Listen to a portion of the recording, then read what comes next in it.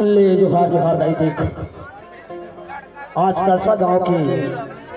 खोटा वाले बैगिन बैगा देखी है फिर आज तो लगो हारत हो दाई देख आज हिहा के ठाकुर देव पानी के पंधारी दाई घाट है घटों दिन दाई आगे खड़े हो मातारी आज तो आओ चल माता ले जोहार महतारी आज मैं गुहारत हो माता आज तोर दुआरी में होए हूं ले माता आए के खड़े हो जा महतारी आओ ले जोहार मैहर वाली शाखा मारा तनपुर रतनपुर वाले पुदर मलवा रानी राज के राज वाली दाई माटी के माटी नाच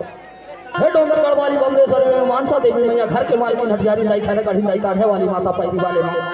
हे काली बखोरापुर वाली सुई खदान वाले महाकाली माता या मारू गौठी दाई नेसक ने दाई मारी माता नक्की हे घाट बारा वाले घाट बारिन दाई देशरी माता ज्वाला मां अंगार मोटी दाई बिलाई में टीकम करके टीकम करते वाला बिरसिंहपुर वाली विदासी डुमरजनी दादा हथनी माता चंडीगढ़ के चढ़ी पूरी को खड़े हो माता आए हे अमरकंटक वाली नर्मदे माए हे पर हो माता हे शीतला मां हे बेली वाली वाली बेली भैया माता दुर्पोता तया सा के खड़े हो जा हे कुरबा वाली सरमंगला मां रायगढ़ वाली बूढ़ी माई सिंह वाहनी माता कौन गुहारे दाई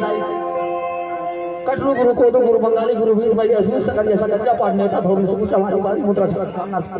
हां गुरु की चेला माई को हारो दाई आगे खड़े होता मानो दादा हां दाई खड़े हो महतारी आज